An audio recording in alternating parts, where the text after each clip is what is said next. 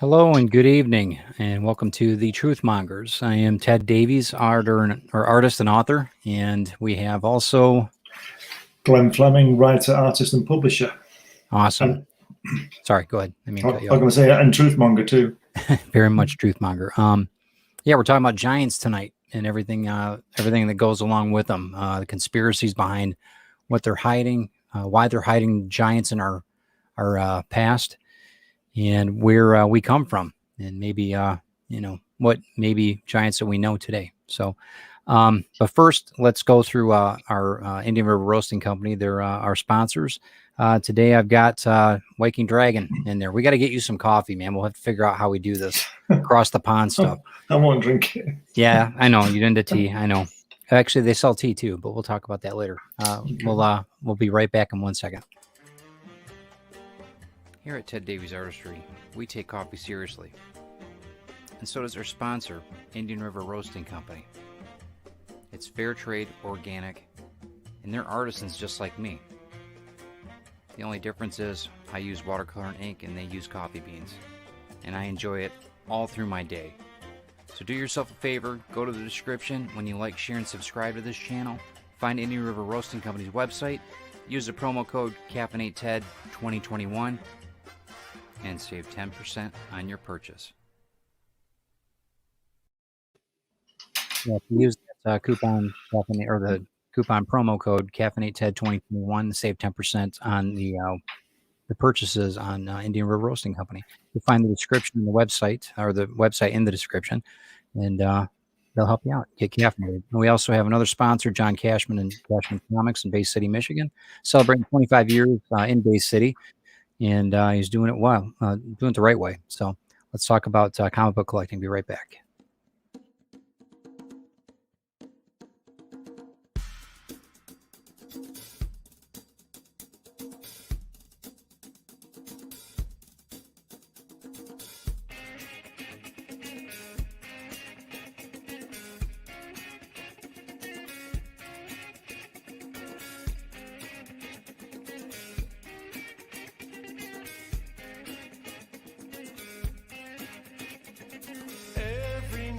And every day I wake up feeling the same way now. Need to find something to believe. Every night the dreams we make, they're haunting my head now. Check out everything that John's doing online. He does a ton of business online and nationwide. And whether you're a novice or a seasoned collector like myself, he'll be able to help you out. And of course, he sells my work too. Check out everything that he's doing. When you go to, if you're lucky enough to go to Bay City to the comic book store, say hi to Petey the dog and tell him the Truth Monger sent you. So tell John that. And then we're also affiliated with the Rising Tide Broadcast Network. This is still the old page, and I apologize. I should have put the new page up. But it's been crazy busy here at Ted Davies Artistry, so I'll make an excuse. But in any case, there's so much going on Wednesday nights with the Truth Mongers, as well as all through 7 days a week, entertainment and education. Check out everything that we're doing on the page. Check us out on Facebook as well under Rising Tide Broadcast Network. And we would love to have you if you're a creative. We are a group of creatives that help creatives build their business. Okay. Woo. Giants. That's right. Let's get straight in there. Okay, let's get on to the comments. Good evening, everybody. Carl, Donna, Pete, and everybody else. All the ships at sea. We got a few people here. All those giants out there. Yeah, no doubt. Well, I mean, we can start. The biggest thing about giants is for us in the States is the conspiracy side of it. For me is it's a big cover up now. I mean, that I'll go through my argument, my evidence for argument. But I mean, let's hear it from the other side across the pond first. Well, I don't know whether there's been any sightings of well, when I say sightings, I mean any skeletal remains or anything found here. I'm not sure about that, but I've seen these the fossil bones as far as we know, the largest human has been 11 foot 6 inches now, which is still pretty tall.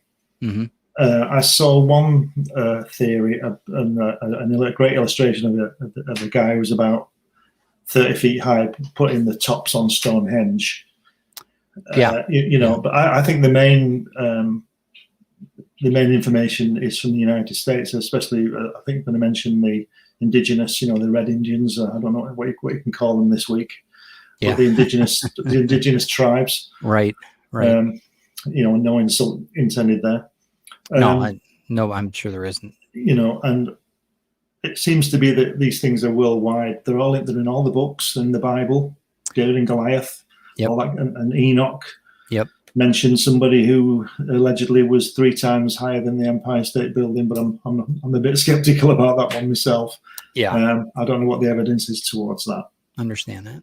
But you said earlier you had some information. About the indigenous tribes. I hope you guys are seated in upright position and your seatbelts are on, because I've got a lot of evidence.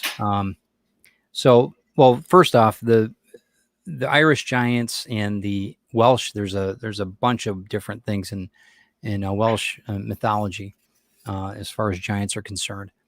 Let me do this. Let me pull up. Let's see if we're going to do this the right way. Okay.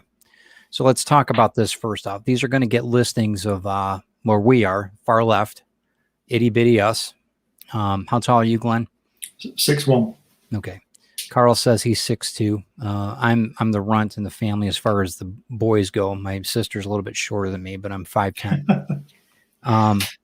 But give you an idea, the average man is 6 foot. So this picture here, just to give let's get the basis of theory down. These are bones that were actually found and documented. Right. So we know that the scope of the reality is that giants were here. And okay, so you can go with the Bible, you can go with, I'm going to go through a few different books that I know of that I've read things in. But just to give you a scope of what we're talking about here. Yeah. What's the tallest one to the right? How large is that one? Can you read that? 36 feet. Okay. So these are bones that were found. So these are documented across the globe. And this is something that people need to understand, because when we were talking about the pyramids, and you and I were talking about the pyramids a couple weeks ago, if you haven't seen that episode, go back and check it out, because it's well worth it. Both of us believe that the pharaohs, as well as prior to the pharaohs, the leaders, the kings, if you want to call them that, were giants. And it would make sense, if you're going to be in charge, why not you be the biggest person there, right? I mean, that would make complete sense, right? But the statues, everything that scale in architecture scales everything. The scale that we were dealing with in pyramids and in obelisks and in statues were mammoth. I mean, absolutely mammoth in our size. Mm-hmm. But for the powers that be, it might not have been like that. So first off, forget technology for a minute. But yeah, go ahead. I think it's interesting what you're saying there about the pharaohs and all that. And I mean, the guy down at Abba Symbol, Ramses, it's what is he, 66 feet high on that, sitting down on that chair or something outside that thing. Yeah. And you were saying about it makes sense that they were in charge. Well, yes, it does, but I don't think that's to do with it. I think he was from, well, let's say not from this planet. Okay. Basically, there were other beings from other planets. Sure. I think. Sure. And they brought the technology and that kind of stuff. But I can't go with Enoch, with somebody roaming 3 times the size of the Empire State Building. I can't go with that. Yeah. I can't. I just think it's too big. I think that's ridiculous. Yeah. Because there would be more evidence of it, I think. Mm-hmm. But the thing I'm interested in, I don't know whether this has actually been done. I'm sure it can be. Is it possible to imagine this guy who's 36 feet high, right? Yep. Could you, not you, but is it possible to, I don't know what the word is, translate his strength to his size? and whether he could pick up a 2-ton rock, like we would pick up a chair or something. Is it possible to, the ratio, is it possible to do that? It depends. I mean, the skeletal, you can tell how much he weighed by the size of his feet and his legs, and I mean, that kind of thing. I don't know the strength, though. God knows. I would have no idea. I know that there were stories like in Native American stories where the giants that were here, and we'll go through into that a little bit more in a few minutes, but could pick up a bison like it was a pig.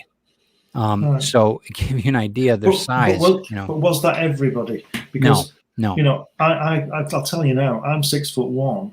I'm not weak, but I'm rubbish at doing push-ups with the hands. I can't do it. I can do about 3. Yeah. My arms aren't as strong as other people who are shorter. Right. Well, you look at Andre the Giant. Andre the Giant couldn't even walk. I mean, at the end of his life, if you remember Andre the Giant, I don't know if you know Andre the Giant or not. He was a wrestler here in the States. No. And he was nobody can walk at the end of the life, Ted. That's true. He couldn't pick up things. He couldn't pick up things to where you would think he could move like a house. You know, he was a big guy, but he could barely move his own weight. You know? Well, I've always had this theory that the only reason I can't pick up the house is because I can't get my arms around it. Fair enough. Fair enough. Unless you're Ben Grimm, you know, you're not going to do that. Are you? Right. So I mean, as far as the height, though, it would make sense that they could lift bigger things. Like we were talking about in the pyramids, we were talking about them. I think it was a combination of both technology and size that probably ended up making them be able to do these grand architectural feats, you know. But don't they say that ants pick up 6 times their weight? Sure. Or something? So it could be that kind of very much could be. So I don't, you know, it's a lot of speculation, but I think that's a good point. My concern is that we've got evidence that's plain as day. It's documented in older and historic writings, and we'll go through that, like I said, in a minute.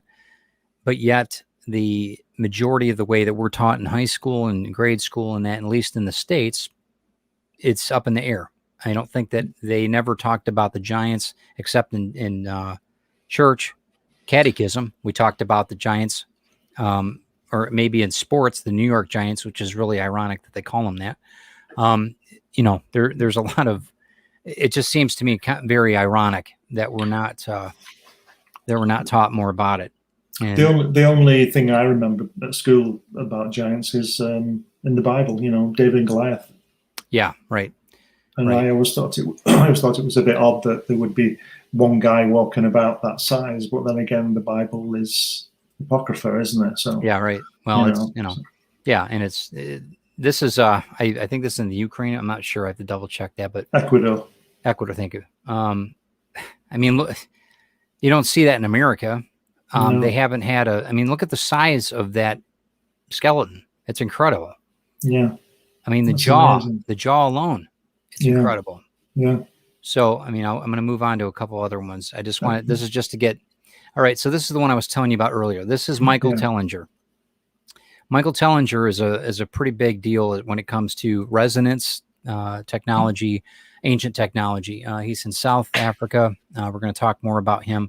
I'm actually trying to get him on the show. It takes a little bit of, there's a couple gatekeepers, so that might be a little bit tricky. But this footprint is close to his home in South Africa. And, you know, you can read the caption here. Look at that. 200 million years old. Yeah. Wow. So this was found in 1912. A 4 foot long print was unearthed in South Africa that was dated at over 200 million years old. Whatever humanoid made the print would have been at least 27 feet tall. Wow. So put that in perspective. Okay. So, you've got, but the timeline, 200 million years ago. That means he was walking around when dinosaurs were possibly. They've only been dead 64 million. Yeah, but we were all taught, right? We were all taught that men didn't walk with dinosaurs, right? Well, that's what we're saying. But I'm just going to leave that up there for a minute so you can just all digest that. It's quite incredible, though, isn't it? Whatever it is. Yeah, and there's places around this Mike Tellinger's house and or his ranch in South Africa that I was telling you. There's stones there. They're actual bones, and they're mammoth. They're the size of VW bugs. They're huge. Big, it shows knuckles and yeah, knees and kneecaps and stuff like that, doesn't he? And he was, he's got a couple arguments as far as the bodies of these beings were actually the bones would crystallize, or the organs would have a certain high crystallization to their tissue. So they actually didn't. They were almost like granite when they died, like a kind of a, what do you call that? Rigor mortis. It's kind of like that, but it was on a molecular level. And the things he would drive by for years ended up being like a heart, or like, I mean, they're a massive stone, the rocks, but you can see the aortas. If you look at it, you can see the vein work and everything. It's staggering. I would suggest you guys check out Mike Tellinger on YouTube. It's absolutely fascinating. It's like they've been petrified, isn't it? Exactly. I mean, and again, at 200 million years, you would think so. You would think that these things would be, high crystalline structure. So where is that? It says in South Africa, but whereabouts? And why is it upright like that? Why is it not on the ground? I don't know. I have no idea. I think that it's in. I want to say in Zimbabwe. It's got to be up that way, I think. Right. So I can double check that. One of the things too that Mike Tellinger talks about is ancient civilizations, ancient Anunnaki that came here that mined gold. His property, his area that he lives in, has gold mines that were completely stripped, and they're hundreds of thousands of years. They don't know where the gold is. The African government doesn't know. The Zulus know, apparently, from everything that he's been talking about. But he knows. We're going to go down a real rabbit hole with him, because he's got the technology that he's got. It's amazing. We were talking about the cones and the resonant, those cones that you can move things with, and he has a ton of different things that are extremely interesting that we're going to talk about in the resonance field in the future. But this is just one thing that Mike has stumbled upon in his research. But fascinating guy, really, really interesting guy. I'm going to move on to the next slide. It'd be good if you can get him on the show. That'd be really cool. He's, like I said, there's a couple gatekeepers, but he's pretty good. All right, this is the, if you're going to hide something, put it in plain sight. Yeah. Okay, so go ahead. Tell them the name. This is, I think it's it's certainly the westernmost island of Japan. It's called Yonaguni. I think it's to the west of the archipelago. Right. And the scientists reckon these are just natural, erosion and things like that. But there's a professor over that way called Kimura, and he reckons he's found small camps, pottery, stone tools, and even fireplaces down on this thing. So I'm not quite sure what's off the edge there down to the left, but it looks quite deep. Yeah. But these things, I mean, I don't know anything about erosion, but my eyes tell me that they've been cut. They've been cut out. The material is granite, if I'm not mistaken. Right. It doesn't erode like that. No, I think that there's an advert I keep getting on Facebook of a Japanese, nothing to do, this coincidence, it's Japanese, this photograph of a knife that heats up and cuts through things. And it just reminded me of that story in the Fantastic Four when they sent Alicia in to carve the Cocoon Man. Yeah. And Jack Kirby had the guys giving her a knife that carved through granite. That's right. And it's always stuck in my mind that from when I was a kid. Yeah. He's something. I mean, when you think back on the things that he drew, and then we're discovering on Mars and all these other, it's fascinating stuff. I wonder if he didn't have a gift, He certainly had a gift. That kind of thing reminds me of, there's a great line in Close Encounters of the Third Kind, at the end when they're all the people who've been missing for 50 years getting off the spaceship and coming back. Yep. And they all look like they're 25 or, that. One of the guys on the keyboard thing says to the other guy, he says, Einstein was right. And the other guy says, Einstein was one of them. And I always think that about Jack Kirby. I always think That's cool. He's like Tesla. He's tuned in. Yeah. I don't think he's Jack on that Kirby, frequency. Yeah. Yeah, right. I don't think Jack Kirby's an alien or anything, but No, I think he's tuned in, and his mind is picking up that vibration, like Tesla's was, and like Leonardo was, and Plato. All these great minds. I can imagine that, and that's why we honor them the way we do. I mean, I think that we subconsciously honor them because we know that it's a spiritual thing. It's a heightened, human. Well, it was experience, right? It was Tesla who said everything is about vibration. It is resonance and vibration. Yeah. And I wonder if there's so much trouble on the earth and all that kind of thing, that we're out of sync with each other, which is clear. That's it. Period. But I wonder if there was a way of getting that vibration the same. Same frequency. I think that's part of the pyramid setup. We'll talk about a little bit about that too, but the pyramids, I think that were more than just energy suppliers. I think they probably emanated a lot of different things, like we talked about in resonance. I think that they made things grow. I think that they made life longer. I think that we as people, the energy around them made our lives longer and healthier. And I think that it's all by design that we don't have that technology now. Well, don't forget in the Bible, is it? I'm not too well up on the Bible, but Abraham, wasn't he 800 years old? Yeah. Yep. But that depends on how long a year is, doesn't it? Right, and it depends on what and that could be, again, that could be interpretation. It could be. Well, let me go back to what Carl said here. He said bodybuilders can lift half their own weight if they're trained. That's right, and there's got to be some missing technology. There's really no argument about that. I think that this is in plain sight. The other thing about this site is there's hieroglyphs.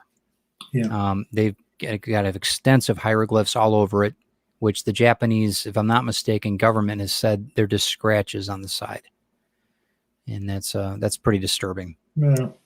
Okay, so we're talking about documentation. All right, so this is a newsprint from the late, I want to say 1800s. 1835, is it? Yep.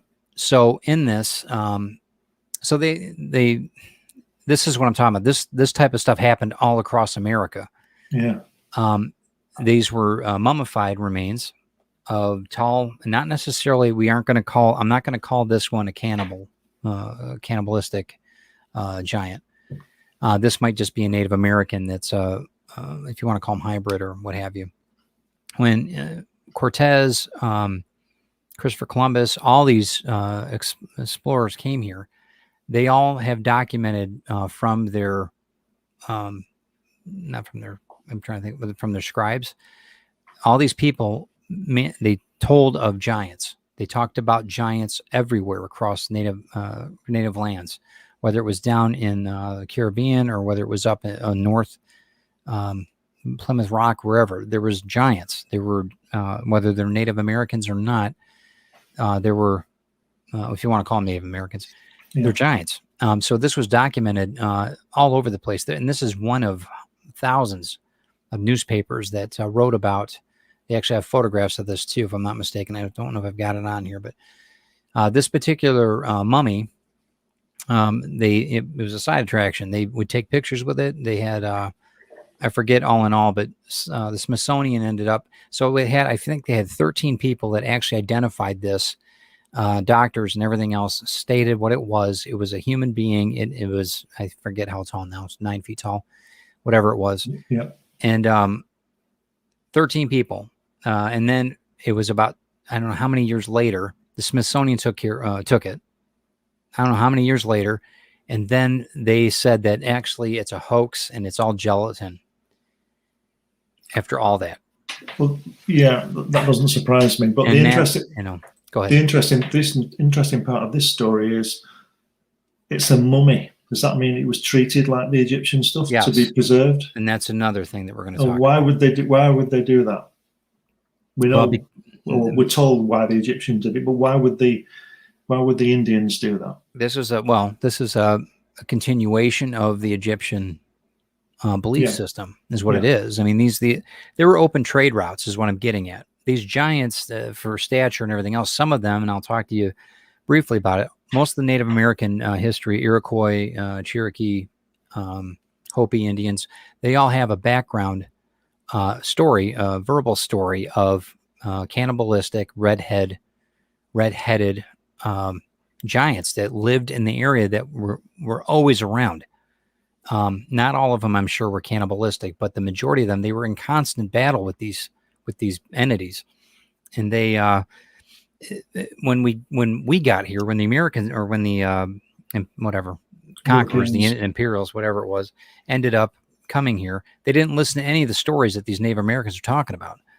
We just, it was savages, and we just ran over them. Just basically took everything and ran out. Our ancestors did, unfortunately, and it's terrible. But they didn't listen to any of the stories and get with the chiefs and find out what exactly was going on. The mound builders are really big here. Mound building was something that happened all across the Midwest. Well, even from New York all the way out to St. Louis. I mean, there was mound building. We had some in Detroit where they were Indian mounds. Now, my thought is that these giants, they must have interbred with them. The ones that weren't cannibalistic, they must have been able to marry or do whatever they did. But when they died, it was probably easier to build them in mounds, bury them in mounds, than it would be to dig down. These beings were huge. 10 feet. If you're trying to dig it's a ditch compared to a grave. Mound building made a hell of a lot more sense architecturally. I would think you could put dirt on top of the corpse versus digging them into the ground. But mummification was just a continuation of the Egyptian beliefs. I mean, it must have been. It must have been. It's the preservation of the body as well, like the Egyptians, and it's all to do with that in Tibet and places like that. Yeah, and all over the world in the let's call them their scriptures. Yeah, they speak of giants. They speak of flight. They speak of not in so many words, but it seemed to me like world trade, easily, all that kind of easily. thing. And that was one thing too. I mean, these giants. Let's put it in perspective for scale again. These giants, a mile for them was a lot different than a mile for us. They could walk a hell of a lot farther than we could during a day because their stride was so long. Just to give you an idea of their but the cannibalistic side of it. I was telling you about they noticed that a lot of these giants also had larger skulls, longer skulls, which meant a couple different things. Could be that they could have bound their own skulls. They could have, to look like the ancient, pharaohs, whatever. But also their skulls were elongated because of the age that they were. Your skull ends up if you're living a long age, or long time, say a couple hundred years, and that your skull changes accordingly. And that was something that this is a theory I've been hearing about, but there's so much. It's just fascinating. But the biggest thing is that we had so many of these cases that they took all the bones and they're gone. So the Smithsonian ended up taking a ton of them, didn't do anything with them, basically hid it from us. Now the Reparations Act is now giving these back to the Indians, which they should, but it's still the DNA and everything else. They're not doing tests on it. They're not, What the Indians going to do with them? I don't know.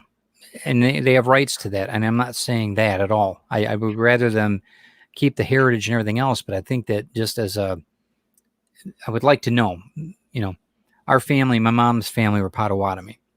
And I was telling you that earlier. My grandfather was almost 7 feet tall. So he didn't have red hair, but he was a tall, slender Indian, Native American. 7 feet. 7 feet. So my son's 6'5". My brothers are all over 6 feet. My brother's one of them 6'3". And again, those aren't like super tall people, but my son's 6'5". I mean, he's a good sized kid. But they're, and then I've had other people. I was telling you, the other thing that's consistent with these giants is a second row of teeth.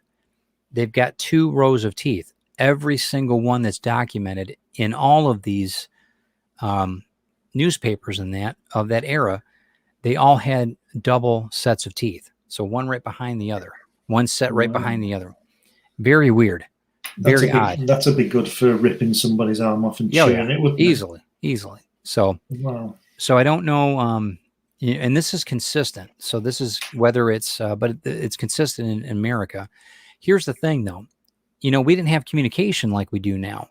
So they had all these independent Hopi Indians, Iroquois, the Cherokee. They were all separate entities. I'm sure they had some type of communication, but not like that.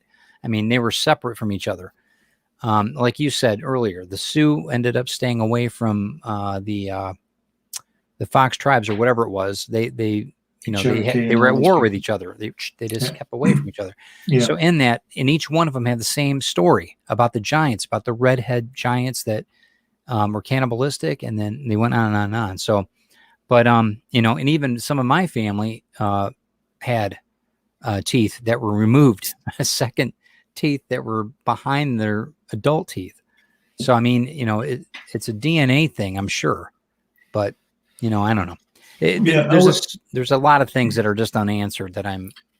Well, there's a few Red Indian sources that claim there were giants roaming around the United States about 12,000 years ago, and that they used to round up hairy mammoths rather than the bison. Yeah. So they must have, then they must have been. I think 12,000 is light. I think they're probably 100,000 years ago. Well, I agree. I'm just saying about the sources claiming that. I'm not claiming that. But it just says the Shoshone DNA shows people were very tall. It doesn't say how tall, but if you're herding hairy mammoths, I think you got to be pretty. I think you're bigger than 7 feet tall. Right. Yeah. If anybody has any input on that, let us know, because that's really fascinating to me. But so that's about where I'm at with the pictures and that. But it gives you an idea of what. At least the research I've got. So let me talk about literature, if you don't mind. So these are, we already know the Bible. The Bible talks about the flood and the giants. Nephilim had relations with women. They ended up having babies, and those were the men, the heroes of the day, right? They were the giants. And then the deluge happened, killed all the giants, which I think that's a joke. That there's no way they could have killed them all. But the books that this one here, I go back to this one quite a bit in a lot of TED Talks. Josephus Flavius, as a Jewish historian that talks about giants, talks about Jesus, talks about all kinds of things, documents it historically. When was that published? This particular when are the writings from? Is more the point. They were from the age of Jesus Christ, 2,000 over 2,000 years ago. Yeah. So it was right before Jesus died, and then prior to that, as well as after. So I mean, within that era. So they're roughly 2,000 years old. They've been adapted. Yeah. Give you an idea with that, but these are legitimately. These aren't just somebody that's self-published. This is on a whim. Is what I can. We're all self-publishers, which we have valid publishing backgrounds. But that particular one, that's a definite one that's been around for a long, long time. The Nag Hammadi scriptures. This one here is the Gnostic Gospels, the ones that were taken out of the Bible during the Nicene. Do you mean omitted from the Bible? Omitted. Yeah. Revised, removed. These ones talk, Philip talks about this. There's a Gospel of Philip in here, talks extensively about giants. There are some other books that actually talk about the a lot of different major people, like Gilgamesh. He was a giant, and I told you that there's carvings all over the area, Mesopotamia, and that of him holding on lions as like they were kitty cats. And that's the size he was. He was like something like 20 some odd feet tall. It was huge. So, I mean, it gives you an idea, just the scope of how deep this goes. The Book of the Dead, the Egyptian Book of the Dead, talk about the pharaohs from the kings of old, the first of the first, before the pharaohs, before Ramses and all the rest of that. A long time before those guys. Yeah, and these guys 40,000 years before or so. Right. I mean, we were like locusts compared to some of the heights of these guys. We were just small beings, you know. You know, I've always thought about that with the hieroglyphics. How some of those guys on there, if you take the smallest person to be 6 feet, some are double that size. Some of those guys on there. So you know, I mean, for the longest time, I considered that was because that guy would be important, so he'd be drawn that much bigger. But when you learn about all the other stuff, you find out no, that's how tall he was. You know. This Mary Sutherland put this book out called Giants, Gods, and Lost Races. Amazing. Such a good book. I can't believe that I found it up here, but this is a really good book. It talks a lot about the Nephilim. It talks about Noah being a giant and why his bloodline was so important. That's why he was the chosen one. And talks about how, and these are not just theories. This is actually, she's got a lot of legitimate research that's been done on different literature besides the Bible that was written, whether it's in Hebrew text or whatever.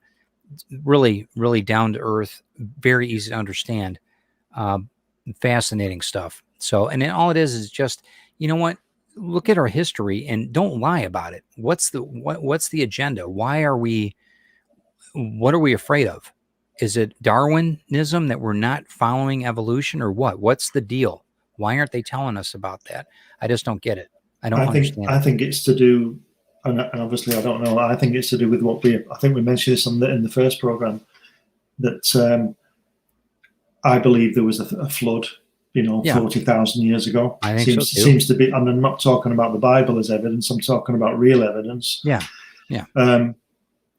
And people would, to answer what you just said there, why they're holding it back from us, because I think this is the reason.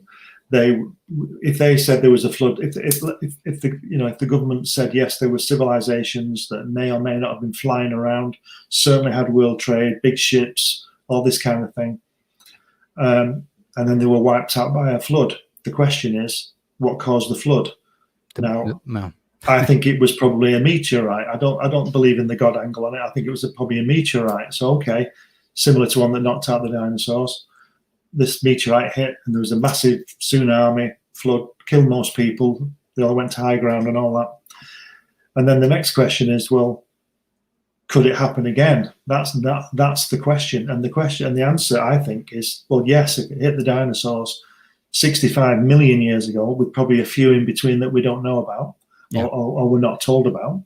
And then there was one 40,000 years ago that just about knocked everything, all civilization out. It means there must be another one on its way. Now the point is that if there is, and the powers know, then it'll be, when's it going to hit? And if it's going to hit next week, imagine it would just be chaos. It would be anarchy. Yeah, everybody would just go crazy.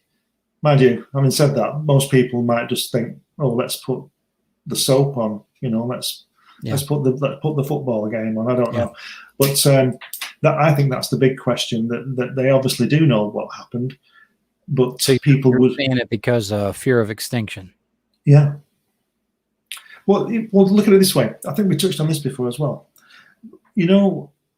Laws and rules. Mankind needs laws, doesn't he? Although you can't just go around doing what you want. We've got through that, well, for the most part. Yeah. But if there were no laws, if you could do anything you wanted, they'd just be battling all the time everywhere. There'd be no safe spot because there's no repercussion. And I think that's what happens. That I believe that when you die, you die. You don't go somewhere else. Mm-hmm. You're done. Now, that all religion is control, and religion tells you, or most religions, I think, or probably all religions tell you that there's an afterlife, so you better behave yourself because God will say you did that, right? Well, I don't believe that there's a God going to judge me. We all find out, but I don't think. I think that's why they don't. Why religions are invented, so everybody doesn't go crazy and just do what they want, because it's so ingrained in us now that you're sort of half looking over your shoulder just in case something might be judging you. I find it interesting too that we talk about the man in the sky, we talk about, there's always, it seems like it's ingrained in us even Heaven. before we're born about Yeah. there's something above us that's trying to, that's, I don't know, keep us down, but just get us, keep us controlled and in an environment that is suited mainly for them, but just keep us down so that we're not out of control. Yeah. And if you think about it, if you look up now and to look at heaven, well, where I am, it's several degrees over to the east, so, and then somebody in Australia, they're looking down from our point of view. So where's heaven? And my answer to that would be that heaven and hell is on earth. Well, that's a different story. Carl says, "Be good, or the gods will astray." Well, yeah, I think that's right. That's kind of that's been kind of the norm, though. We've been, and I think, okay, so if we're from another planet or whatever, we come down here, we've got all this technology. Of course, we're going to be worshipped as God. Who wouldn't? Yeah. Of course we are. We've all seen Star Trek. The whole dynamic of that and how they've tried to keep away from the primitive. Planets, right? Or they're and it's, I don't know. My thing is this: is that regardless of whatever happens in our lives, whether it's a meteorite or whether we end up just dying in our natural causes, whatever, we have a lifespan here, regardless. So I would rather people tell us what the hell's going on, whether it's pyramids, whether it's giants. Just let us know. I mean, don't sugarcoat it, because that's building more, like UFOs, all this stuff. It's building more animosity and more. You're putting people on edge more than you are. But don't forget by that same argument, if the government said there's no life after death, and yes, giants did run around and a tsunami came. If that was revealed, then I think you change your mind when people were knocking your door in to see what they could get.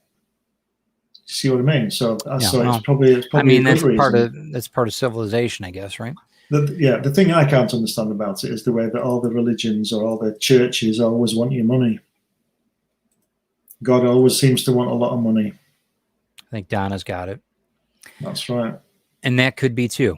I mean, we can go a lot of different ways with the truth mongers. I think that giants is just the tip of the iceberg. I think that if the giants, if giants were hybrids, if you want to call them that, from the Nephilim, and they had relations with human women, and they had these beings that were giants, and men are renowned or whatever they called it, it would make sense to me that we would have it's always us against them. I mean, it's a constant Cain and Abel thing regardless. These are stories that are, it's us and them, and how we need to survive by this. I mean, even this, we were talking about the ultimate giant story. I mean, that's probably the pinnacle of all of our lives. We hear about Gilgamesh, we hear about, all these amazing things, but Gulliver's Travels is a given. I mean, we've all seen that movie. We've all read it growing up as kids, and it's just ingrained in us. When was Gulliver's Travels written? Well, this copy was in the 40s, but I think it was before that. I think the original was, God, let me look it up here. Was it Jonathan Swift? So it must have been in the 1800s. Right. He I don't have the date here. If anybody wants to look that up online. But what I was going to say was, it's interesting that you should point Gulliver's Travels, bring that out, because I mean, we all know what it is. Sure. Interesting that all the religious scriptures talk of giants, and then we suddenly get sort of a kids' version of it. Yeah. To push all. Here we go. All right. Let's go even further than that. Jack and the Beanstalk. Yeah. We over in the States here, we had Jolly Green Giant pushed vegetables for us for years. Yeah. But Jack and the Beanstalk is just screaming. It talks about cannibalistic giants. It talks about, they're living in the sky. Okay, well, that's one thing, but it gives you a fear of, and I don't know. It just seems like there's a lot of very subtle hints to where it would be. I just don't understand why the Smithsonian took these things and then completely wrote it off. It was kind of like a, you know, there was a big thing about this, and I'll make a statement here that, and I told you this earlier, and it's been documented. There's a lot of supremacist ideals when it comes to that kind of Native American, the white, white movement or whatever you want to call it, that, which I don't condone at all. But there's a lot of things with it that,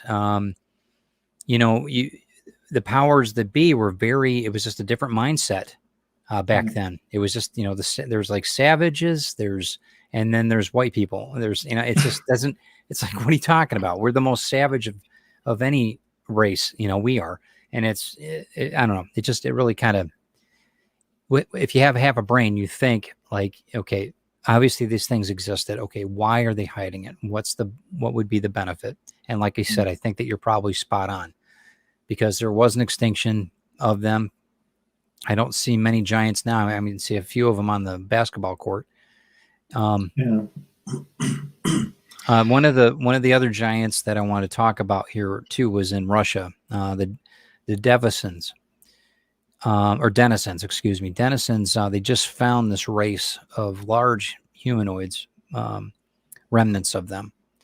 And they were like 3 times the size of us, but they were highly skilled jewelry makers, very highly skilled. The stonework is just amazing. They're, but they call them the Denisons because that's the area in Siberia, I think, where they found the remains. They just discovered them, and that's a fascinating thing. So even today, we're still discovering things about about these giants, that they had technical advantages, technology that not all of them are ogres. Not all of them were, with clubs and bats and, just literally just a different size of human, weren't they, really? Yeah, right. I find it a bit difficult to think that these giant guys were, mating with our females. I think proportionally there might be a bit of damage going on there. It hurts me thinking about it. But yeah, I think that there's 1726. Thank you, Donna. Yeah, I thought it was. So isn't that something? So, and it's still, it's a great book. Yeah. But yeah. Hey Keisha, how you doing? I just think that there's and the other thing is too is that the stories are they're all over North America. I mean, all around this area here, they talk about the Iroquois being in the Ohio River Valley and Indiana, Illinois. They have mounds all over the place that they've found these huge bones, 20 feet tall. Some of these guys, it was crazy. And they're all over the place. If you look at a map, I mean, one of the things we talked about. So let's shift a little bit. The Nazca lines, all these things that look like somebody drew them. Mm-hmm. So our scale, oh my God, they must have been from, they must have done it from the sky.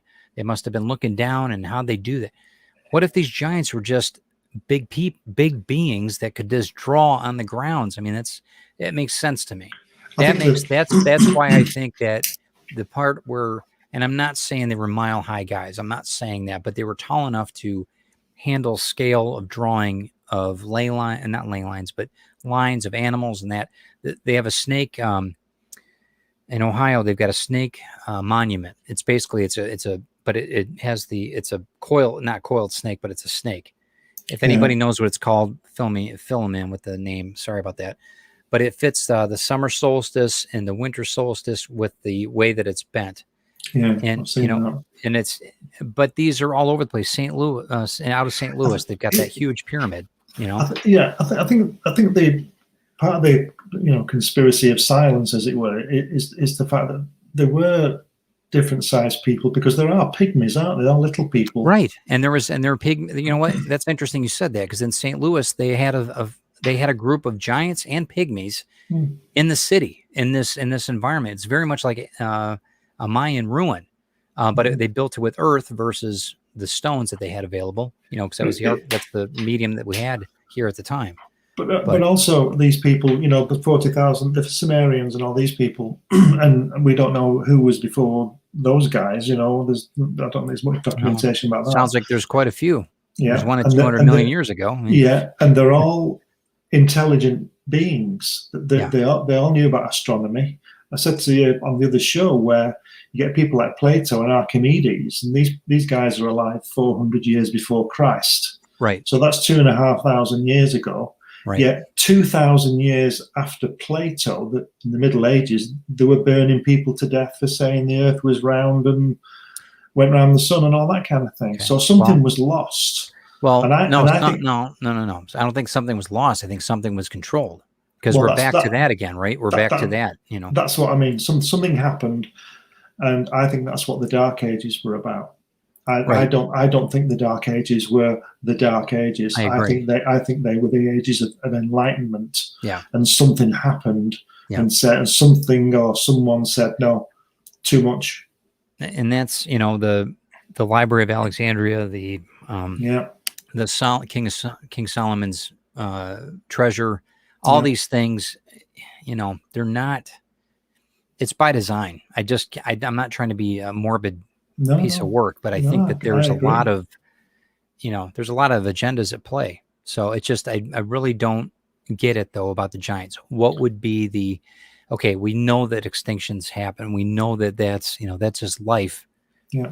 You know, I think it's that J. Edgar Hoover thing, isn't it? Knowledge is power. If you know something and I don't, then you're more powerful than I am. And it's one of those things. Yeah. You know, but it's interesting, isn't it, that you know, at the end, I know this is only a film, but you know, at the end of Indiana Jones, when they go into the hangar, Smithsonian warehouse. But somebody pointed that out to me years ago, and I had not noticed this, and I just wonder if you have. That when that guy wheels that box on that little wheelie thing, all the boxes are the same size. Yeah. So what's all that about? It's to misguide you, right? If all the boxes are the same size, you're gonna have to open up every box to find out what's in it, right? Unless you've got the manifesto, right? That's right. Yeah, that's right. So, okay, Donna says, according to Norse religion, Odin and another Asgardian defeated the frost giants. Do you think that this is the reason that the other giants might have gone missing? I think it depends what you mean. What you mean by defeated? I mean, we defeated the Germans in the Second World War, but we didn't wipe them out. No.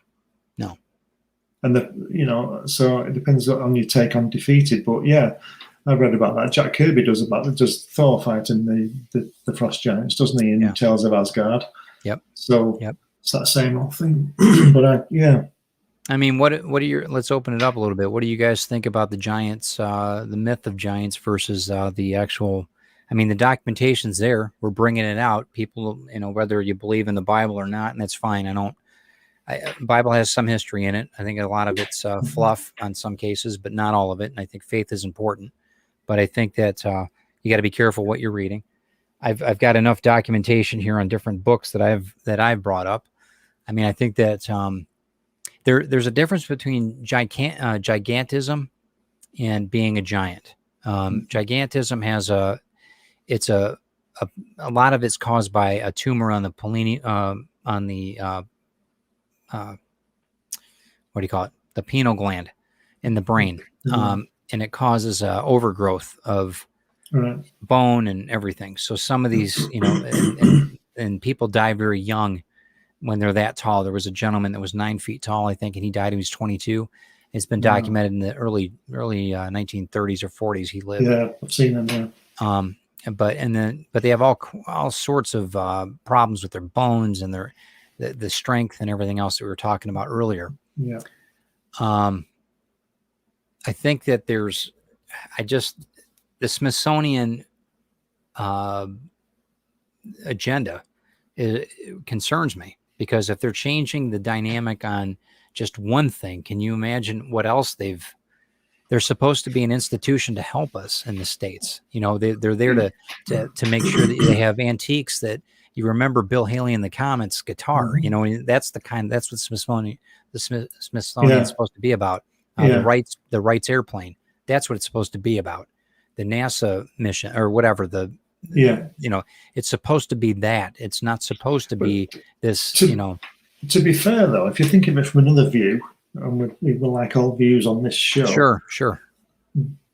The governments and people like that could be covering these things up because they don't know but they want to find out before it's revealed.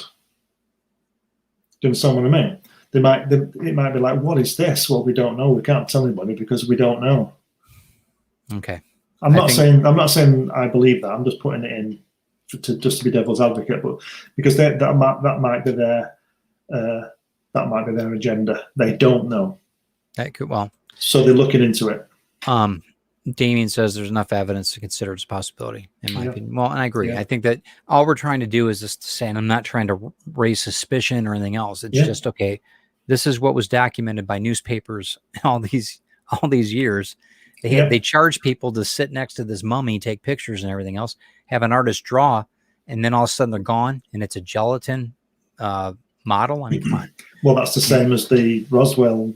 Right. Well, and again, the guy describes a spacecraft embedded in the side of a hill with lots of debris and two dead bodies, and the next day it was a weather balloon. Right. So, but don't forget, Goebbels, the bigger the lie, the more people will believe it. Yeah, right. Well, and it's different too, though, when you've got it's been documented. That's all, and you've got stories. Whether you're a true, not true believer, but a believer in the Bible, you've got stories that are a full gamut across the board. This is the bones. This is what happened, or what we believe what happened. I think a little slip a few months ago, or might be a couple of years ago now. I don't know the name of the new Pope, the guy who's in charge now. Pope Francis. Right. Well, didn't he say, of course there's other people living out there. God's made... he did. He did. Right. Well, for 1,000 years, his religion has been killing people for saying that. So why would he suddenly? And then you get the photographs from the Hubble of all the. Have you seen that famous photograph of about 5 by 5? Yeah. Of how many? And they're all dots. Yeah. And it said there's 2,000 dots, and you think they're stars, but they're galaxies. Yeah. So, well, here's the thing. If you're going to continue on with the religion, you better evolve, just like the people do. Because if you don't, I mean, we saw that with Vatican II. Back in the 60s, it changed, and it still wasn't fast enough. People are starting to wake up. And if you don't start respecting their intelligence, and I think Pope Francis is important because he doesn't want to have people there's certain things people need to be careful of knowing. The Vatican vaults are full of stuff that I don't even know half of what's down there. I'm sure a lot of people don't, but there's a lot of control there. I think more. I mean, they're the largest landowners in the world. Yeah. I mean, come on. And the Crusades were fortune hunting. I mean, it goes on and on. I mean, of course. And apparently the Vatican is the only state in the world that's never had an audit. So nobody knows what they've got. Right. And they're their own island. I mean, their own country. Yeah. The Vatican is. So let's see what Dan says. Around it.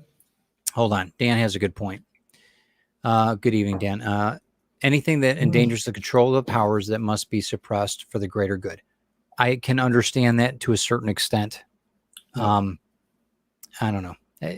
It's just that can get really dangerous because, you're looking at who holds the keys. Well, that's true, Dan, because if you think about it, back in, 1880s when Tesla was around, wasn't he speaking of free energy from the sun forever? Sure. And all of a sudden that got closed down, and now we have to pay electricity bills and for light bulbs and all that kind of stuff.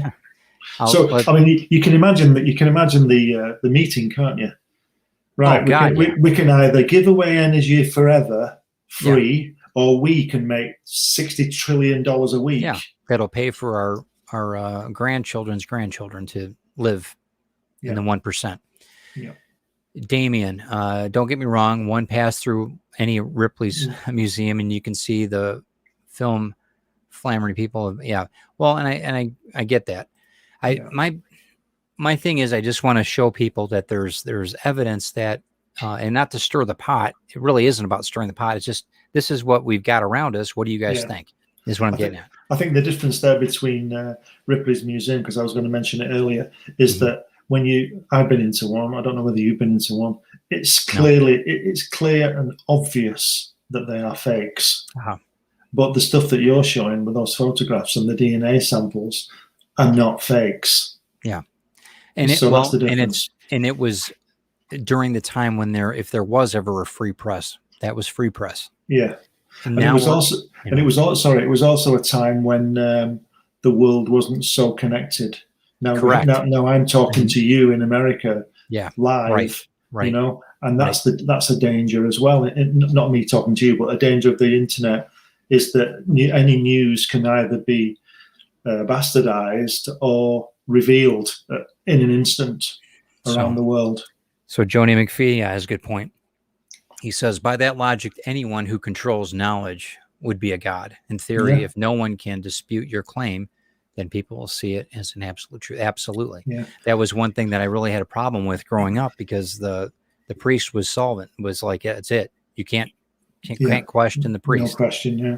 And that was my own problem, though, because I met a lot of really super priests, really, really good people that really, that was their calling, and they did it, and they were amazing people. They really were. So to that defense, I'm not saying that. I think we've all had a God in our living rooms for at least the past 60 years. Sure. Telling us what to do, what to think, what to buy, what to say, when to go to bed, whatever we do. Boob tube. Yep. So, and now the internet is a super God, because the TV, you can't necessarily interact with it. But you can on the internet. Although it's very strange that I mentioned something to Helen the other day, and when I went on my computer, there was an advert for it. That was really weird. Now, I don't have a cell phone, but she does, and it's one of these super ones. And I think it's I think it was made on Mars. This thing she's got, and that was a bit spooky. We do a test every once in a while. Christine and I'll talk about cat food. We don't have cat, but we'll talk about cat food or cat litter. Yeah. So if anything pops up on my phone the next day or so, I'll post it on my Facebook page. But yeah, I think we've been dumbed down enough. We just have to look at it from a standpoint of, okay, what are we going to choose to believe? If all the facts are there, and we can turn a blind eye to it, that's fine. I told you last week on the hollow moon idea, regardless of whatever it is, or however it got here, or whatever, we have a beautiful world that we live in. Yeah. You know, I've got a great life. I've got a beautiful lake that I'm so lucky to be around, you know, and we've got a beautiful world. We do. I know there's problems. I get that. And I know that there's a lot of lies and there's agendas, but I choose not to always look at that. And that's what I'm trying to get at with the truth mongers. Maybe, what is your truth? What are you, what's the world that you live in? Does it matter that we had giants in the past? No. It matters to me that they're trying to not tell us about it, but the information's there. If anything's told us online what we could do, we've got the world at our fingertips of what we can learn, I think it's like the racism thing. It'll go away when we stop talking about it and stop having it rammed down our throats. Look around. People are different. If you don't like somebody, then ignore them, like the Cherokee do with the Sioux. They just ignore them. They don't fight. They don't argue. If they see them, they go the other way. That kind of thing. If we all did that and learn to be a little more tolerant and stuff like that, it doesn't matter what color or creed you are. So I've got some people that I can go with that, no problem. It doesn't matter. A lot of them look like me. So that's I guess there's just so much we can learn, I guess, from not being told what is around us or not being shown. But once things are out there, and then you can really evaluate and take the evidence for what it is. That's the main thing. And that's at least my point of view on it. So I think that the entire world is just control. I think it's just a few people who like to be in control, because people like that in your family, aren't they? Or your friends, people like to control things, and I think it's a bigger, more impactful scale of that, where you might try and control one person, and the prime minister or the president tries to control 300 million. It depends on the scale if you're wanting to control people. Okay. Well, so as far as the going back to the pyramids and that, so we're both are uh, in ancient architecture. Let's talk about that for a minute. Before we talk about resonance in another couple shows, when we do another show, we're going to talk about vibrations and resonance. Thank you, and sound technologies and all these other things. But architecture, as far as scale, it's always interesting to me to find out that these ruins that we have around us are at such mammoth scale. Yeah. Yeah. So that's another thing that I think is blatantly, if you're going to hide something, put it right in front of you. And just because you have a small door on a cathedral and then it goes into these flying buttresses that are 40 feet high, I don't think that's by accident. You know, if you look at a stained glass window on some of these things, like in not Downton Abbey, what's the Abbey in London? Oh, shoot, I don't know. Buckingham Palace. It's right by there. Come on, everybody, help me. I don't know. I live here. I don't know. Oh my God. St. Paul's Cathedral. No, it's an abbey. Winchester. Oh, I don't know. Don't know. Anyway, there's a lot of people that are Shakespeare. I think Shakespeare's buried there. Anyway, so you walk in and they've got this small Westminster. Thank you, Dan. Westminster Abbey. So you've got the front doors. All right. But if you look taller, higher, there could have been massive doors there at one time. And the cathedral architecture is a lot like that, to where you could fit an 18, 20-foot person in there, no problem. So but it's not that old. It was built in 17 something. It's not that old for older than that, man. 1400, 1526 or something like that. Okay, 500 years, Middle Ages. There's no. Okay. I'm trying to prove a point, though. The ruins even before that. Okay, Greek architecture. Let's talk about the Parthenon. I mean, the massive columns. There's no reason that it had to be that. And the average person back then was under 6 feet, like now. There's reasons that were, and because a lot of the Greek structures were actually reclaimed. They were built before the Greeks were there. And that's a lot of this, people don't know that. A lot of normal historical documents don't talk about that. That's the same with the pyramids, isn't it? Right. So, and I know that the pyramids don't really have any openings per se. That kind of defeats what I'm trying to get at. But the size, though, of a lot of the architecture in the old world would warrant larger than normal people living there. I'm just saying. But Gilgamesh was the first of the giants that I recall reading about and having. And when's he supposed to have been around? He was Sumerian, wasn't he? Mesopotamian or Sumerian, I thought. Was it that's 40, 20, 30,000 years ago? Something like that. And he was close to 20 feet tall.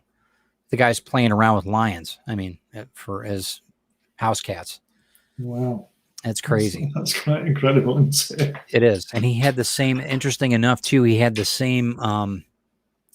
not watches, but the same wrist items that the pharaohs had, and that fascinating stuff. That's really interesting. Did he have a man bag? He did. Yeah, that's an interesting. And he had the Ankh or whatever it was called, that cross. He had that too. So it's really interesting that how all that blends together. I think the Ankh is a man bag, a different kind. I think it's a key. I think it's a resonance key. I think that there's something there that they used, that it was something of it was a healing. It could be used for a few different things, but we'll talk about resonance and then on the next, maybe on the next show. I know that speaking of which, next week, I'm going to be off. Ted Davies Artistry is not going to be broadcasting next week. I'm taking some vacation time. But the following week, I think that's the first Wednesday of the month, if I'm not mistaken. We should be back. We'll be back for a live show the following week. But there's just so much. I mean, the Giants end of it in North America is so crazy. It's littered. The Midwest is littered with mounds that these skeletons were in. And they made ways for building, and they built farmland, but Ohio has a ton of different mound sites. I know even Detroit had one, and then you've got the Dead Man Caves in Logan, Ohio. Chris's grandfather doesn't live too far from there, and it's a beautiful area, Hocking Hills and all that. I'm sure that, I mean, the Native Americans I know lived there, but I'm sure that that whole area must have had a giant or two. Even Marco Polo found, when he was in Africa down in Zanzibar, he spoke of that kind of thing. Oh, that's something true. We were talking about Stonehenge. So Stonehenge is actually called the Giant Circle. That's what Stonehenge, I guess there's another name for it, but they talk about a giant. Actually, there's a myth or a folklore story that the giant actually giants put the rock system together like Legos, like bricks, and they set them up on there, and it kept the knots and everything else to hold them in place. Well, that sort of ties in, doesn't it? Because they're thinking it might have been at least 15,000 years old. Oh yeah. And that it was built on the site of others. Right. There was something before it, a similar thing, but something happened. I don't know. But it's between, was it 3,000 and 15,000 years old? Yes. And there was another story too that there's large kings that were giants that are actually buried there as well. Wow. Even earlier than that. So, and we've got a Stonehenge here in Michigan. I don't know if many people know that. It's underneath Lake Michigan. They found it recently. It was probably 10 years ago they found it. But there's a Stonehenge setup, a ring, underneath the Great Lake. So how deep is that? God, probably a couple hundred feet. So it's been there for a long time. I mean, a long time. Wow. So it had been before the Ice Age because the lake wasn't formed, I don't think. Before, maybe it might have been, but I mean, the whole area was an ancient ocean at one, 100 million years ago. This whole area was covered in ocean, and that's why the basins are, they're like a rock because of all the sediment and everything else, all the different animals that died and crustaceans. Yeah. That's why these basins were formed, and that's why the Great Lakes are here, and that's why, like right outside our door, they have one of the largest, underneath Lake Huron, one of the largest salt mines in the world is underneath this lake. It's crazy. It's unbelievable. But that's neither here nor there. But yeah, interesting stuff. No, that was Dan's like, no, that's Merlin. Okay, maybe. Well, maybe Merlin was a giant. Who knows? I don't know. Yeah, I wasn't there. What's Joe saying? Joe says, question. Why does history only talk more about male giants and female giants? Jack the Giant Killer is an example of this. Well, I think that's why they call it history, right? Instead of her story. I mean, I don't know. Mankind. Mankind. Yeah. And I think a lot of times too that, we're still just getting through it now. You're seeing it in a lot of movies and literature now where there's strong women being portrayed in these. And I think it's fantastic that that's going that way. But for so long we've been, I saw this thing on YouTube, all these commercials that were set in the 1950s and how ridiculously patronizing they were to women. Oh my God. I mean, but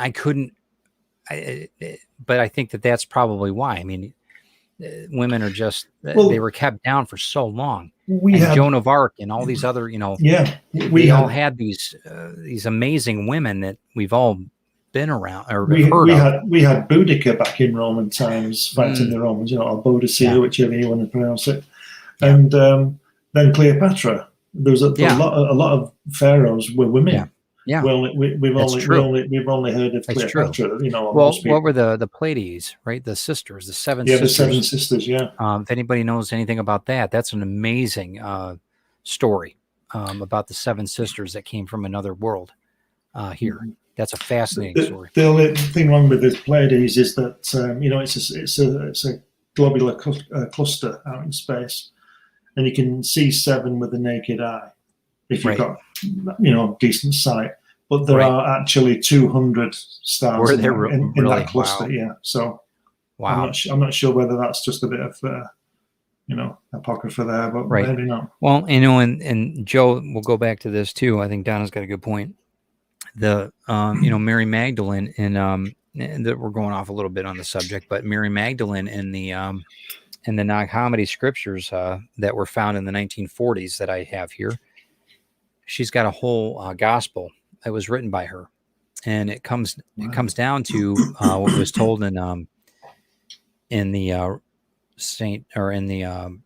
King James version is not what states it in this book. This book talks about Jesus having a family and how she was loved as no other apostle. She was loved as from what I read and what I think was his wife. And I don't think but to bring women down to control that, I mean that makes complete sense. You're back to the control thing again. I know we're off the subject of giants. She's on that, supposed to be on that Leonardo painting, isn't she? Mona Lisa? No. The Last Supper. Yeah. There's a gap. There's a gap, and there's one of the apostles is looking up. He's obviously looking at somebody there. Yeah. There's a gap, and that's reckoned to be Mary Magdalene, and the church has had that removed. Yeah, I'm just pointing that out. I don't want to get off the subject because it's not. We're missing the. I'm agreeing with what Donna said. No. Okay, Joe says again, looking at the procreation of giants as a whole outside of religion, what do you hear about female giants where one couldn't say that the race died out due to lack of births? Good point. So what we were talking about earlier was the Nephilim. Let's talk about them for a minute. Okay, so the angels that came down, that were thrown out of heaven, from what the story goes, the Watchers, they end up finding women beautiful, have relations with women. Which again doesn't make any sense physically. I don't know how. And then the other thing is too that there is documentation. There's stories that talk about because they couldn't birth babies naturally, they had to, because they were so large, they had to have C-sections. Back then, you're thinking, oh, the technology is not there, but for whatever reason, these Nephilim had the technology because there wouldn't have been any. Maybe they weren't having actual intercourse with the humans. Maybe they were, what's it called, IVF? Yeah, that kind of thing. I mean, I don't know. But not? You know what? No, I don't think I have heard. Have you ever heard of female? No. Maybe that's again by design, Joe. It's an interesting possibility. Okay, Dan's got something on the Council of Nicaea that we were just talking about. Decided what biblical texts were allowed and which would threaten the rule of the church in Rome. Lots of stuff got cut out. Yeah, it did. Of course, yeah. And there's on the parts of the Quran that are left out. I think there's parts in every religious book for the same reasons that they want to control people, don't they? Sure. And I don't think it has anything to do with plant extinction. I think that it has to deal with control. I think that, listen, the boogeyman is a very important thing because whether it's hell or whether it's the devil or whatever, it puts the fear of God in people. I mean, that's literally a control thing. That is, I mean, that's, pardon the pun. Yeah. And I don't know, there's something to be said for just being awake enough to think about it, because there's so much that I've kind of gotten to the point now where I question everything. I'm not saying everything's bad at all. But there's certain things that I didn't even think about. Like Joe was stating, I don't think I've heard of a female giant. I really don't. Now I'm thinking about it. I mean, but you see here's one, the attack of the 50-foot woman. So now you've got another bashing women. I don't know. I mean, that's the only one I know of, the only story. The only one I would imagine is Ramses II's wife. What's she called? Nefertari. Mm-hmm.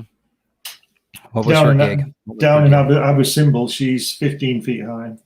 Okay. And he's 66 feet high. So maybe, maybe she's a giant. Well, I mean, that goes without saying, but so we don't know. We don't know. But if you look on the hieroglyphics, as we said before, a lot of those females are tall on those.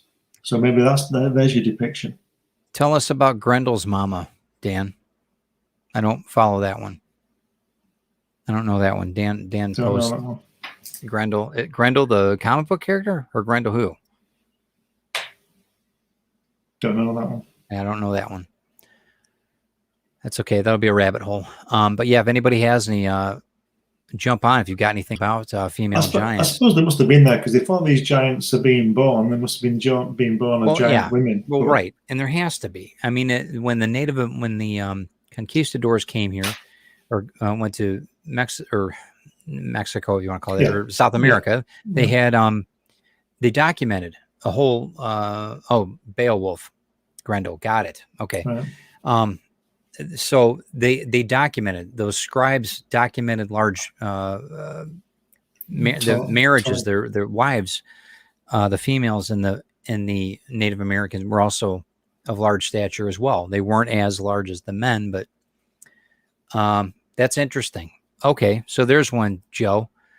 So Donna, yeah, you're right. Donna's got it down. Grendel was a Norse woman who was turned into a monster. Oh, that's kind of sad.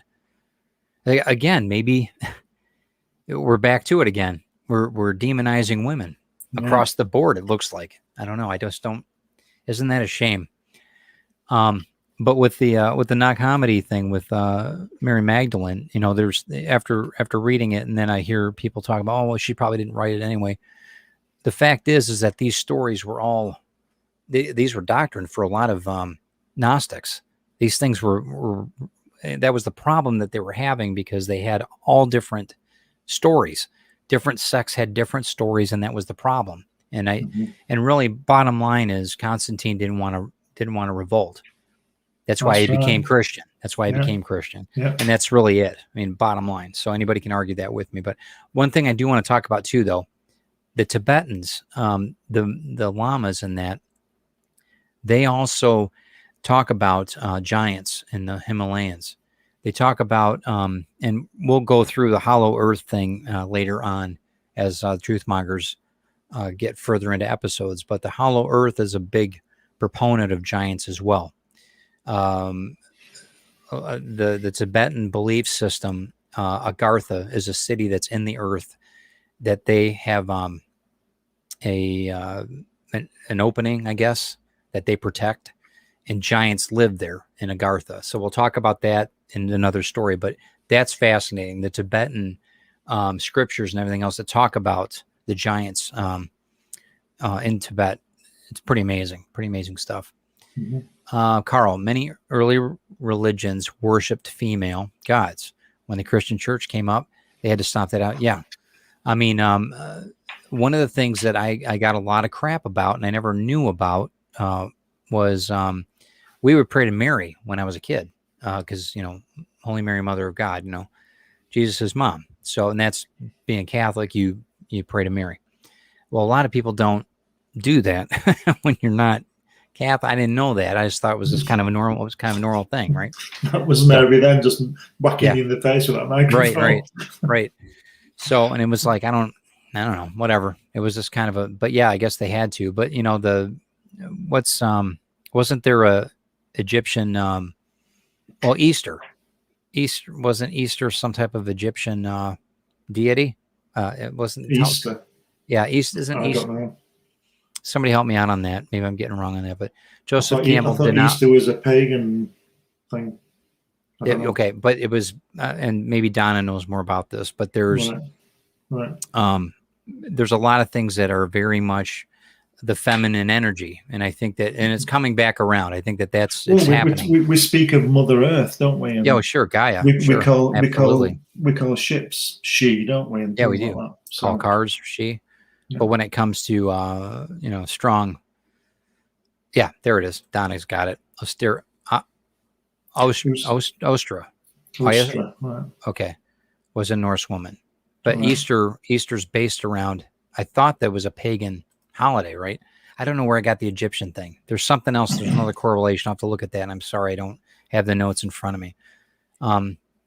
But in one of the cases too, that yeah, it's really the female energy was shifting not long ago, and then we had all the wars. We had all these things happen because the male energies, more of it got in control, and it really shifted a lot of things.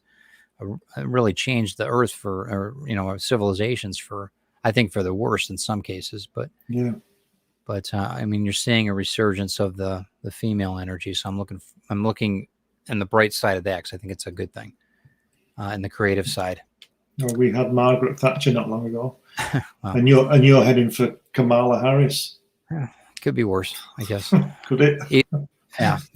But yeah, and again, we're back to it again. We're back to, and you don't even realize you're doing it, because there might have been some great energy there on both of them. I don't know. Maybe I do know what I'm doing. But that's the thing. So I don't know. Giant women, whatever. I'm all about it. But it's interesting that they only had a 50-foot, the attack of a 50-foot woman. I thought that was interesting, but I don't know. I mean, how many women have had to pen their name on books? I mean, over the centuries. I mean, how many women have had to change their literally their their names to be proven that they're men? I mean, so they could write, so people would read their work. It's terrible. Well, that goes the other way though, because back in the 80s, I wrote some what you might call romantic novels. Yeah. And they weren't published, but I was told that if they were going to take them, I'd have to put a female name on them. Right. Well, so I was going to be Glennis, marketability. Now the back to the giants for a couple minutes. So every continent has had a story about giants, even Ireland. Ireland's got a series of giants that have said to live there. Wales, and the Welsh folklore have a ton of different things. Stonehenge, obviously in the UK, France. The last one and I told you about this earlier, in 2003, there was a undocumented. They're not coming forth with this information, but it was brought. It's been circulating for a few years that the U.S. Army, actually Marines, had a group of guys go missing when they were doing a surveillance to check out in Afghanistan. It was in 2003. They were checking out caves in the area, and I don't know how many men. I think it were 6. There might have been a little bit more than that, but they ended up leaving, and there was radio silence after they got in front of this cave. The next couple days later, there was a second group, battalion or whatever it was, went in, and they found flak jackets, literally body parts, camo scattered everywhere. Blood was all over the place. One of the second crew went in, and a large man, 13 feet tall, with a spike came out with a spear and stuck one of the soldiers, killed him instantly. It took 3 machine gunnists to take out this giant after they shot him in the face, I think for 30 seconds. Wow. Brought him down, and this has all been documented off the record. And apparently the U.S. knew about it. They took the body back to whatever, but that's what I heard. I could be wrong, but that's the speculation story that's been out for a few years now. And that's just not 20 years ago. Right. And they talk about it being a redheaded. Well, these redheads you see. Redheads, I know. They're bad. Vikings, they're bad news, aren't they? Right. Well, that's part of it. But yeah, so that's an interesting thing, though, even today. I mean, and that was one thing that they were talking about, too, that, is Sasquatch or is the abominable snowman, are these are just continuations of the same gene pool, over time? Are these things that are just not primitive man, but what is developed from this genealogy? Mm-hmm. Interesting stuff. Or just a different species going at the same time. Yeah, because these guys from 40,000 years ago seem to be quite intelligent, and then all of a sudden they're not. They're walking about hiding in places and stuff like that. So they're probably a similar species, like us with chimpanzees and things like that. Right.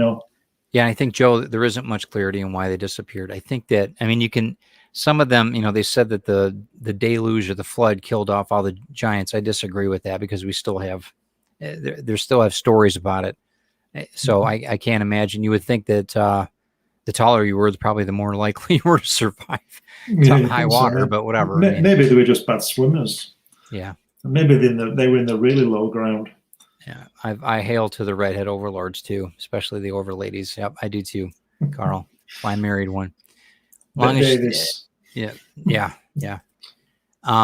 Lucille Ball. Yeah, right. Yeah, Chris is that's a whole nother. Yeah, you don't want to mess with her. So it's just it's like Donna. You don't mess with redheads. They just it'll be, and they won't kill you quickly. It'll be an agonizing death for and that's that's just the way that they death by 1,000 cuts. Oh yeah, right, paper cuts. That's right. They that was the other thing too, is that they talked about these red-headed cannibalistic giants that were here in North America, and they were across the country. The Hopi Indians out west. There's in California, they have, these weren't necessarily cannibals, but they have remains of giants on islands. I don't know which islands they are off the coast, but they're off the coast of California. But they found remnants of mounds and large skeletons there as well. So, I mean, it's obviously there. I just think that there's just overwhelming evidence that, and whether you decide to make of it what you want, I mean, they definitely lived, whether it was 200 million years ago or whether it was 70,000 years ago or 40,000 or whatever, 2,000. I think it's. I don't know, but I think 200 million years is stretching it, because that's before the dinosaurs, as you said. Yeah, the dinosaurs. I just can't see that. I can see them being alive 40,000 years ago or 100,000 years ago, but not 200 million. Why not? I don't know. I just don't think we were around at that time with the dinosaurs. I don't think there's not much evidence of anybody, of a human being 200 million years old, is there? Yeah.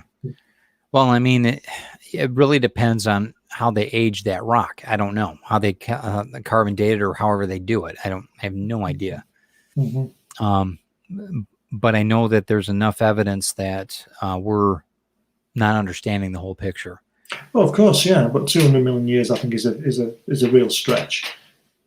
But that's just my opinion. I can't see that at all. I'd be very surprised if that was the case. But it may be. Yeah. Well, and the further down we go in the dirt, the more information we'll find out. Yeah. The farther we dig. If we're told. Yeah. I mean, well, I know that they talk about farther down you go, the more oceans that are underneath the underneath the plates and everything else. There's more water in the earth than there is on the earth, which is kind of scary when you think about it. Yeah. No wonder there was a deluge. What was it? What we were saying about just a quickie on the hollow moon last week was for the longest time we were told there was no water on the moon. Right. And Apollo 14 found it. Right. And then we find out that there's what was it? That quote I had: 270,000 Olympic-sized swimming pools. Yeah, you have enough water to fill up. Frozen at the poles of the moon. Right. The moon's got no water. Right. 250,000 Olympic-sized swimming pools. So I mean, and that's that goes to show you, do your investigation, find out what the evidence is, see what's around you, and whether. And I want to leave it at that. I know that whether giants lived, I know that giants lived. It doesn't make my life any different. It doesn't mean that I'm gonna, it doesn't mean I'm going to grow to 10 feet tall or anything, but it means that there's a history here that obviously somebody's trying to snuff out, but all the information's here in America. There's a ton of information. If you guys have any stories like that, let us know, because I think it's just fascinating, and I'd love to hear, what if any of you have Native American stories that you know of, let us know, because I would really like to hear more about it.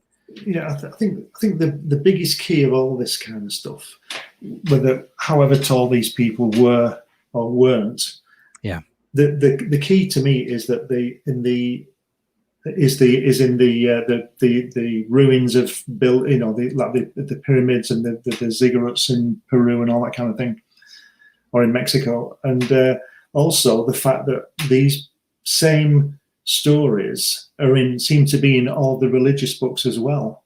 Yeah, or all the first books. So right. you got some guy up in Tibet talking about people being 15 feet high, and some guy in what we call Mexico. Yeah. And then you've got all the explorers. You got Christopher Columbus wrote about it. You got Charlemagne. You got all these people that have written about. Yeah, it's incredible. Yeah, Mark. Yeah. So I mean, it's obvious that they walked. They walked. Carl says coffee and cigars have stunned my girls. Sadly, mine too. But yeah, there's the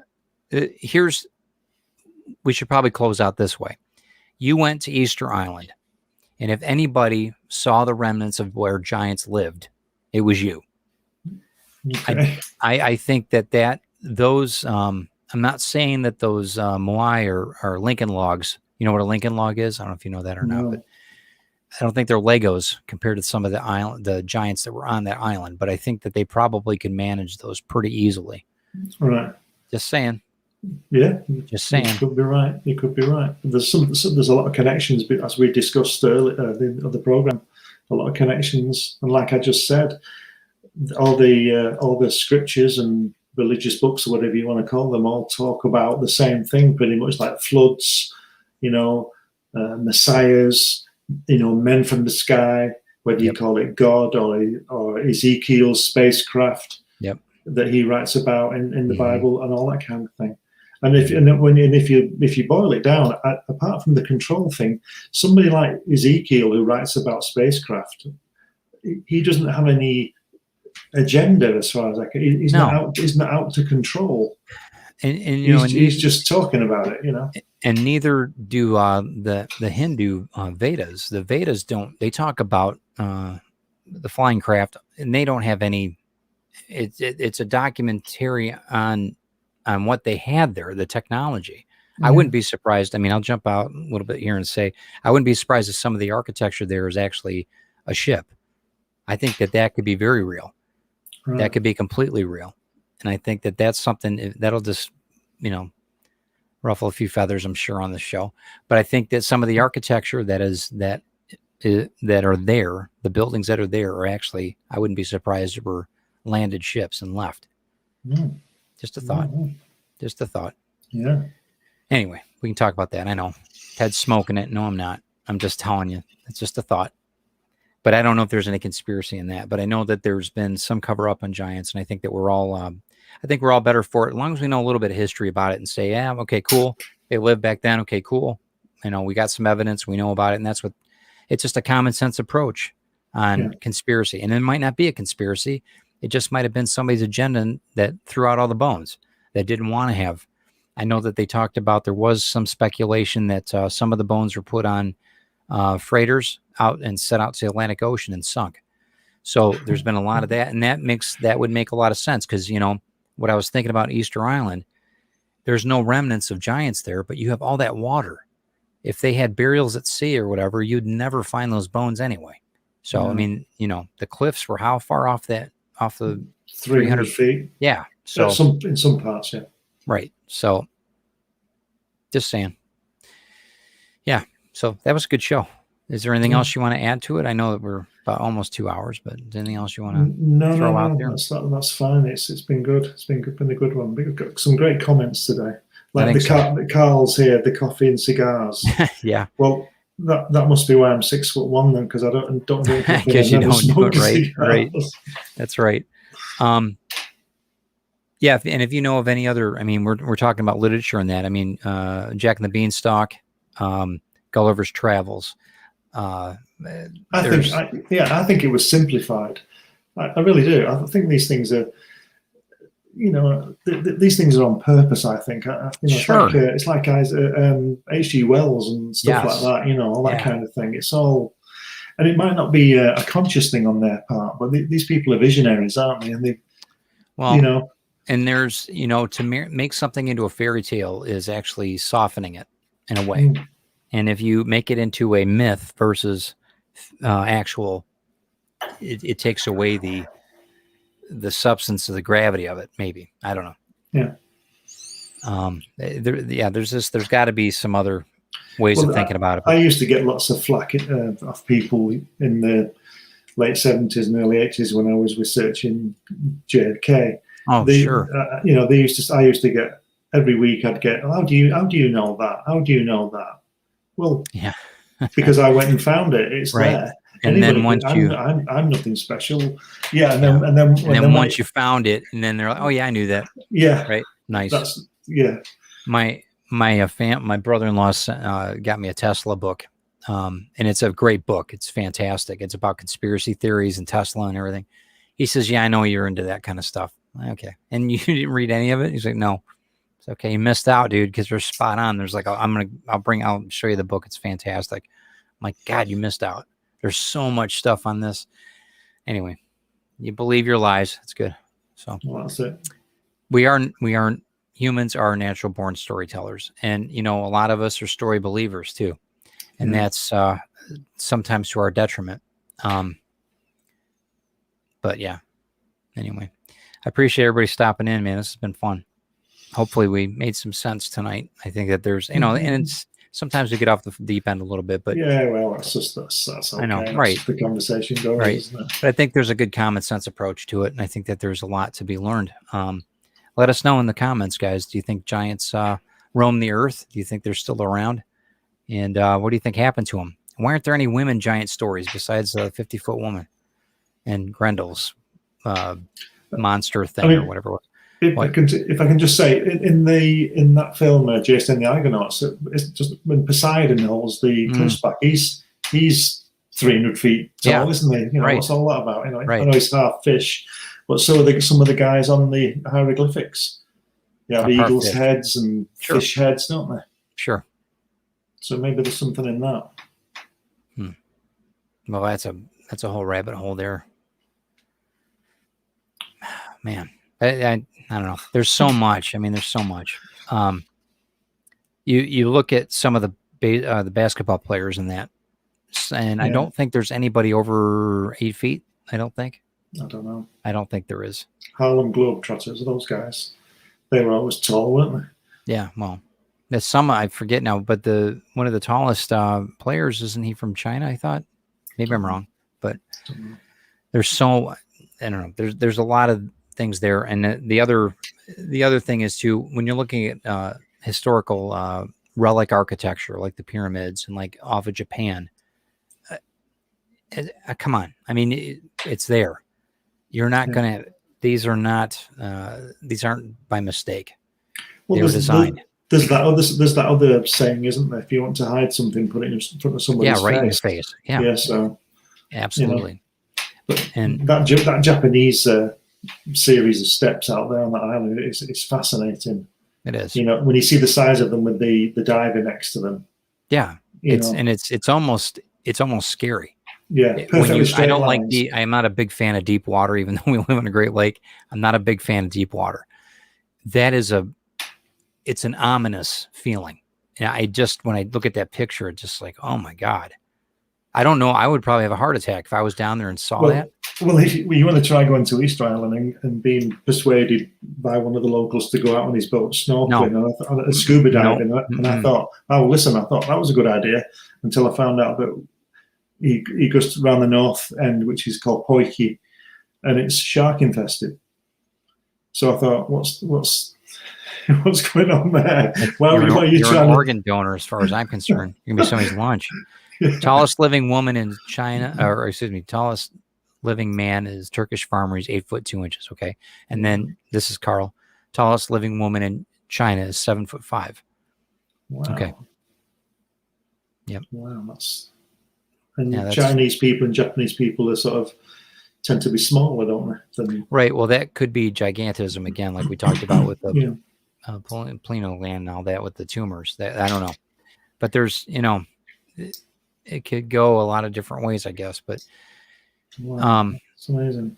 It is, and it's. What's Carl say? We need to get these two together. Yeah.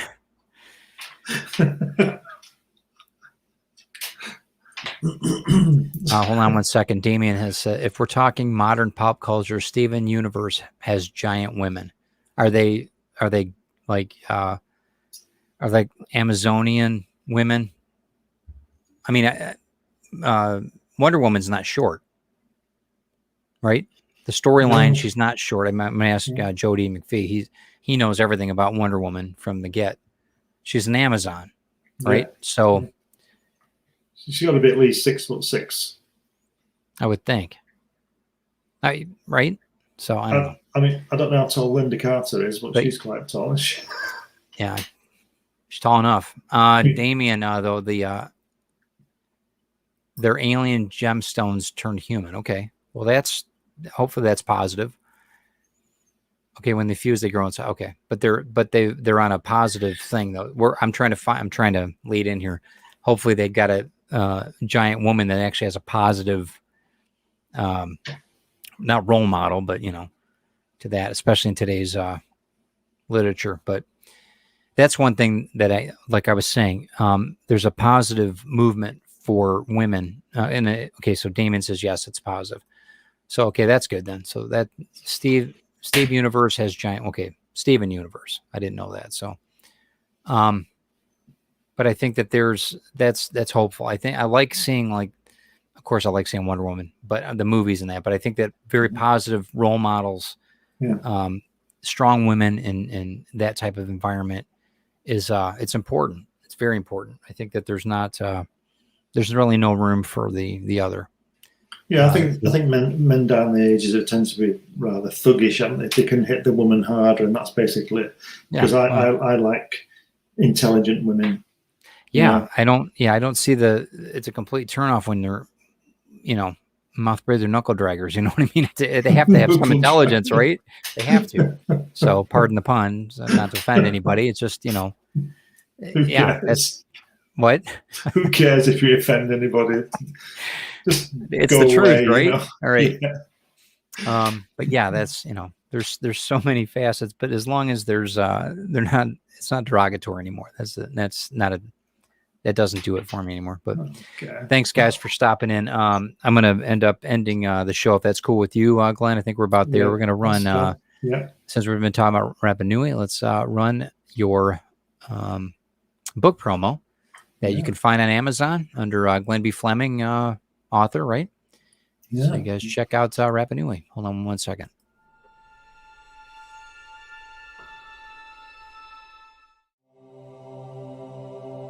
Rapa Nui, A Personal Journey, is an absorbing look through the eyes of one man's realization of his lifetime dream to visit the remotest inhabited place on Earth, Rapa Nui.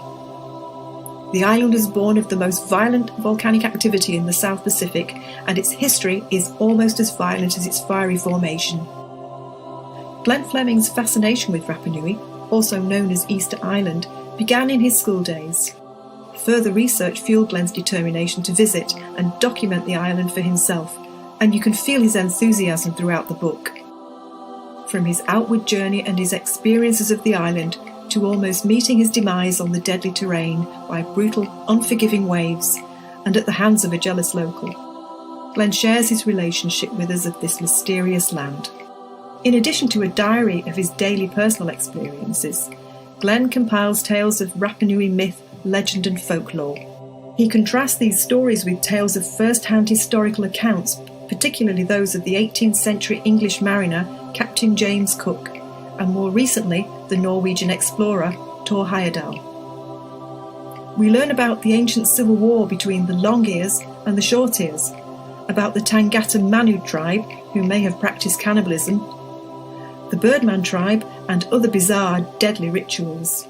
The spectacular photographs and illustrations by the author portray the imposing sentinels known as Moai, glorious sunsets, and the ever-present Pacific Ocean. The greatest value of this book rests firmly on historical, sociological, political, and anthropological levels. It is a perfect piece to compare with Shakespeare's The Tempest, reflecting a unique culture systematically and forcefully changed by influences from the outside world, giving us a sobering look at human nature. The book is now available on Amazon. Wow. The photography is amazing, and I'm glad that you did it. I'm glad that you had the opportunity to do it, and I know that I speak for quite a few people who have read it already. It is very good, so I would definitely recommend it. It definitely, if you're a collector of just good books to have in your library, it's one of them, definitely. I'm also hoping to finally get around to editing the 6 hours of film that I took, and putting out something. I mean, the cameras I used weren't the best quality cameras. I should have taken professional equipment. I didn't. You got to do it again, man. If I ever went back, I would take them. Sure. Yeah.